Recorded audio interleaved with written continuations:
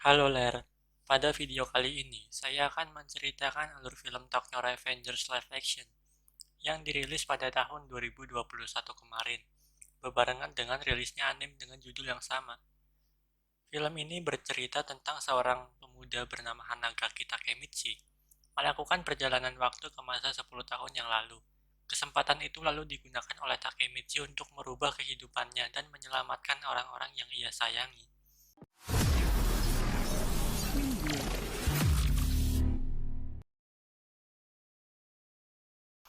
Film diawali dengan diperlihatkan kehidupan seorang pemuda bernama Hanagaki Takemichi, tinggal di sebuah rumah yang sangat berantakan dan kotor. Begitulah kira-kira kehidupan Takemichi saat ini. Hari itu Takemichi menonton berita yang menyiarkan tentang perseteruan dua geng yang mengakibatkan kematian seorang gadis dan adiknya.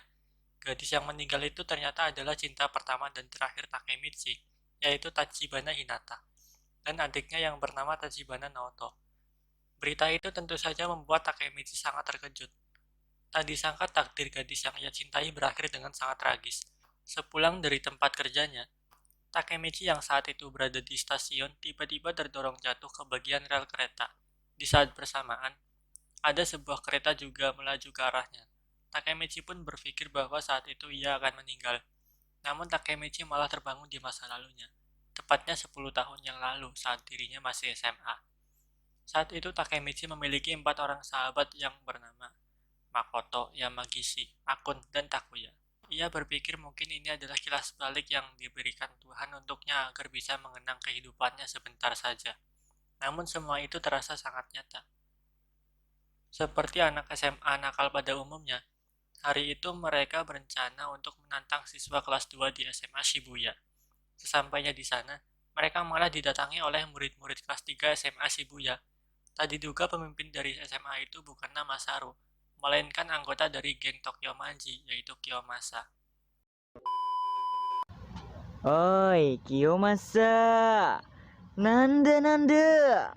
Gambari, baka. Rar. Sedangkan Masaru ternyata hanyalah seorang budak. Setelah itu, Takemichi dan teman-temannya akhirnya dikeroyok habis-habisan dan berakhir menjadi budak Kiyomasa. Takemichi akhirnya tersadar, inilah kenyataan yang terjadi pada masa lalunya, yang membuatnya berakhir menjadi pecundang di masa depan. Setelah itu Takemichi pun memutuskan untuk pergi menemui Hinata di rumahnya. Setelah sekian lama tak bertemu, Takemichi akhirnya bisa melihat Hinata dalam keadaan baik-baik saja. Hinata melihat Takemichi terluka dan langsung mengobati lukanya. Meskipun Takemichi adalah seorang pecundang, namun Hinata mencintainya dengan tulus. Melihat wajah Hinata membuat Takemichi bertekad untuk bisa mengubah masa depan Hinata. Setelah itu Takemichi merenung di sebuah taman. Di taman itu ia melihat seorang anak yang sedang dibully oleh beberapa orang. Takemichi berniat membantu anak itu, namun ia malah memalukan dirinya sendiri. Ternyata anak itu adalah adik dari Hinata yang bernama Naoto. Takemichi mengungkapkan bahwa 10 tahun kemudian Hinata dan Naoto akan meninggal akibat sebuah insiden. Oleh sebab itu, Takemichi meminta Naoto untuk mengingat hal itu dan melakukan apapun untuk melindungi kakaknya. Setelah itu Takemichi dan Naoto berjabat tangan. Seketika saat itu juga Takemichi kembali ke masa depan. Dokter mengatakan padanya bahwa ia terjatuh di rel kereta api dan diselamatkan oleh seseorang. Orang yang menyelamatkannya ternyata adalah Naoto. Tak diduga apa yang dilakukan Takemichi di masa lalu ternyata mengubah masa depan Naoto. Di mana karena perkataan Takemichi kepadanya, Naoto berusaha menjadi polisi di masa depan untuk melindungi kakaknya. Namun sayangnya, masa depan Hinata masih tetap sama. Naoto ternyata gagal melindungi kakaknya. Takemichi pun dibawa ke rumah Naoto dan di sana Naoto memaparkan beberapa kejadian yang menyebabkan kematian pada kakaknya. Naoto berkata, kematian kakaknya disebabkan karena perseteruan antara geng Tokyo Manji. Untuk mengubah masa depan Hinata, Takemichi harus mencegah pertemuan antara Sano Manjiro dengan Hisaki Teta di masa lalu. Meskipun awalnya Takemichi takut mengubah masa lalu, namun demi nyawa Hinata, ia pun akhirnya memberanikan diri. Naoto dan Takemichi kembali berjabat tangan. Setelah berjabat tangan, Takemichi pun terbangun di masa lalunya. Sialnya saat ia kembali, ternyata telah berada di area pertandingan untuk melawan seseorang, karena perintah dari Kiyomasa. Dan satu pukulan saja Takemichi pun langsung kalah.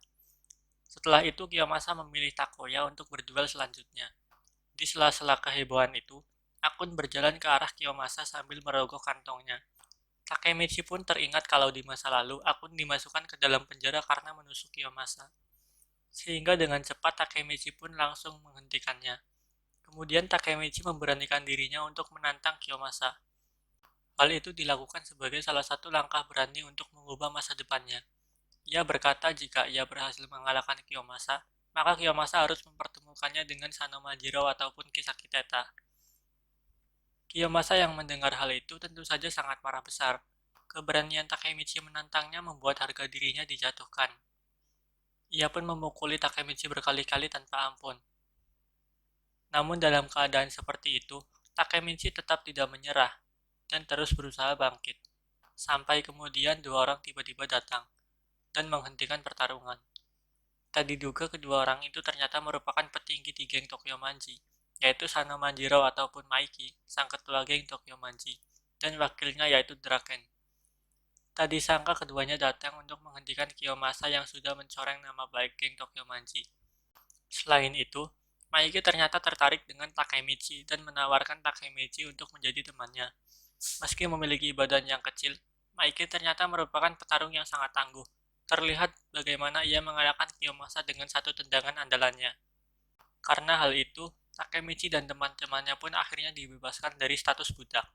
Setelah itu, Takemichi bertemu dengan Hinata untuk melihat kembang api bersama-sama. Di momen yang romantis itu, Takemichi ingin memegang tangan Hinata dengan erat. Namun yang ia pegang ternyata malah tangan Naoto. Hal itu pun otomatis membuatnya kembali ke masa depan. Ketika terbangun, Takemichi merasa kesal pada Naoto karena telah merusak momen romantisnya dengan Hinata. Setelah itu, Naoto pun mengungkapkan beberapa hal tentang fenomena yang dialami oleh Takemichi. Dia ungkapkan bahwa saat pergi ke masa lalu, tubuh Takemichi mati suri di masa depan. Itu artinya jika masa lalu ia menghabiskan waktu selama 3 hari, maka di masa depan tubuhnya juga akan mati suri selama 3 hari. Setelah itu Naoto bertanya tentang perkembangan misi mereka. Takemichi berkata kalau ia baru saja bertemu dengan Maiki.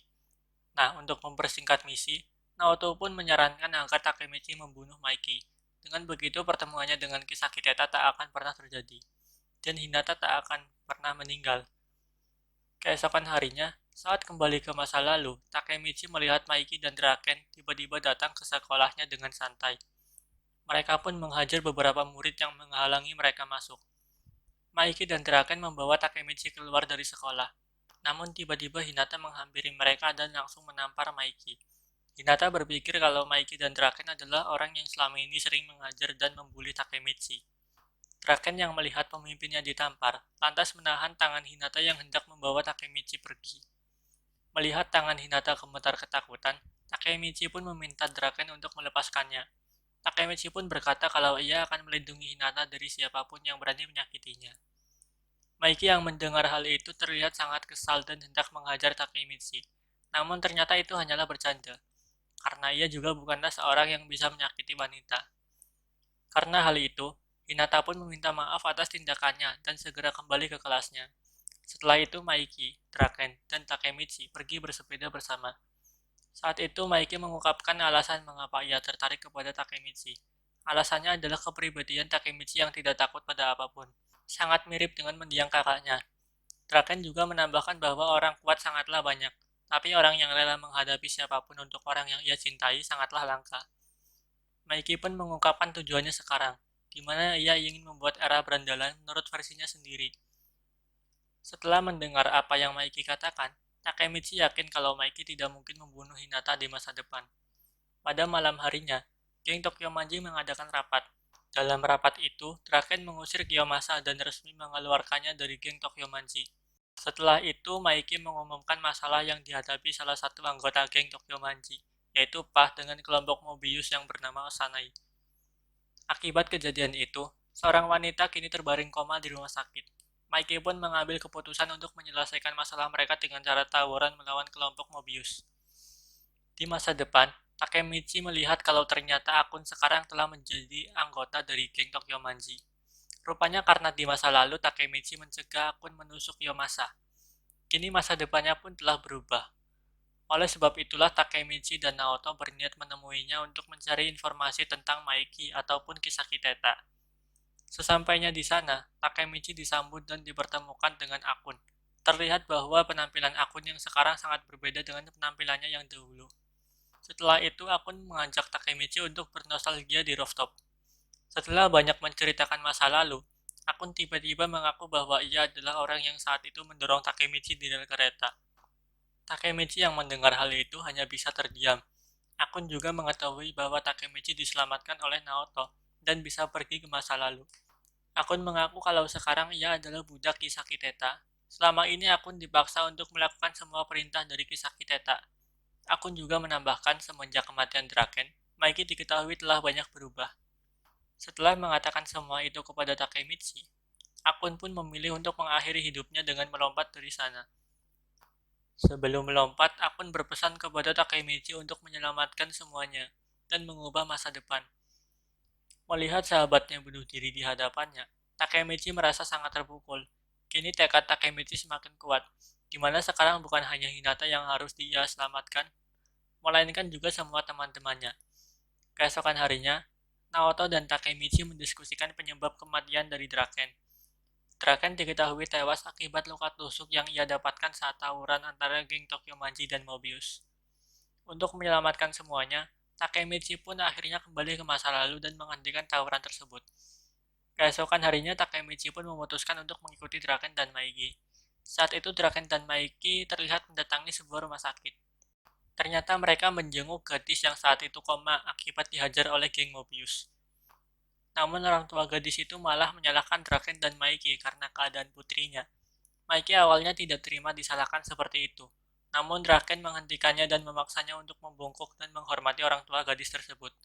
Setelah itu Takemichi mengikuti Maiki dan Draken sampai ke sebuah tempat. Di sana tidak hanya ada mereka, namun ada anggota geng Tokyo Manji yang lain. Di kesempatan itu Takemichi nekat meminta mereka untuk membatalkan tawuran. Tentu saja hal itu dibalas sinis oleh Pachin. Bahkan Maiki menegaskan bahwa mereka akan tetap tawuran karena kelompok Mobius sudah sampai di sana. Kelompok Mobius yang diketuai oleh Osanai datang mengunjungi Maiki dan yang lainnya.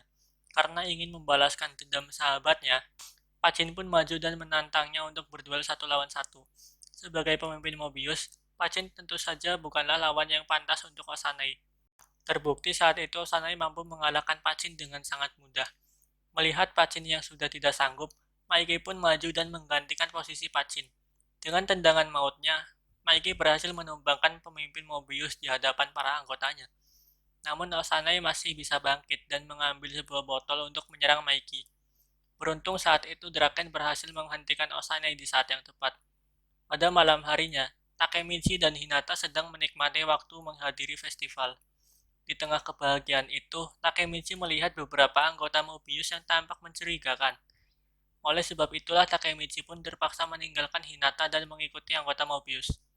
Sesuai dengan informasi dari Naoto, hari ini Draken dikabarkan mati akibat ditusuk oleh anggota Mobius. Kebetulan di sana Takemichi melihat Kiyomasa yang mendapatkan sebuah pisau dari anggota Mobius. Dan benar saja, Kiyomasa rencananya akan menggunakan pisau itu untuk membunuh Draken. Tak diduga Takemichi yang sedang menguping ketahuan oleh mereka dan langsung dihajar habis-habisan. Setelah itu Kiyomasa memerintahkan anak buahnya untuk membungkus tubuh Takemichi dengan lakban, agar ia tidak mengacaukan rencananya. Beruntung saat itu Hinata datang dan langsung menyelamatkan Takemichi. Setelah diselamatkan, Takemichi langsung pergi untuk mencari keberadaan Draken. Sementara itu Draken didatangi oleh kelompok Mobius dan dikeroyok oleh begitu banyak orang. Saat itu Draken sudah terluka cukup parah, namun Draken bisa bernafas lega begitu mendengar suara motor Maiki bergerak ke arah mereka. Maiki juga membawa semua anggota geng Tokyo Manji untuk melawan Mobius. Dengan kedatangan geng Tokyo Manji, tawuran pun akhirnya benar-benar terjadi. Takemichi yang baru saja tiba langsung mencari keberadaan Draken. Namun Takemichi terlambat, karena Draken telah ditusuk oleh Kiyomasa. Ia pun bergegas berlari menyelamatkan Draken dengan sekuat tenaga. Takemichi pun menggendong tubuh Draken untuk dibawa ke rumah sakit. Namun mereka lagi-lagi dihentikan oleh Kiyomasa. Kali ini Takemichi mendapatkan kesempatan untuk membalaskan semua dendamnya selama ini. Meskipun pada awalnya Kiyomasa optimis akan menang melawannya, namun berkat ketangguhannya, Takemichi akhirnya berhasil mengalahkan Kiyomasa dengan tangannya sendiri. Setelah itu, geng Tokyo Manji berkumpul di rumah sakit, menunggu kabar dari Draken. Di saat semuanya menunggu dengan cemas, Mikey malah berjalan dengan santai membagikan makanan untuk semuanya.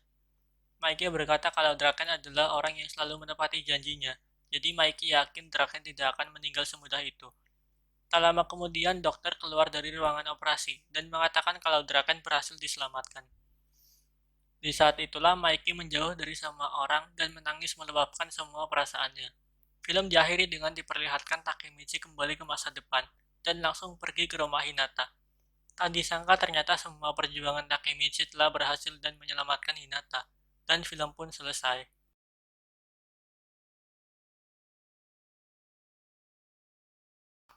Oke Ler, begitulah alur film Tokyo Revenger live action. Untuk yang punya saran film bagus, silahkan komen alur film apa yang akan kita ceritakan selanjutnya. Oke Ler, sampai jumpa di video selanjutnya. See ya.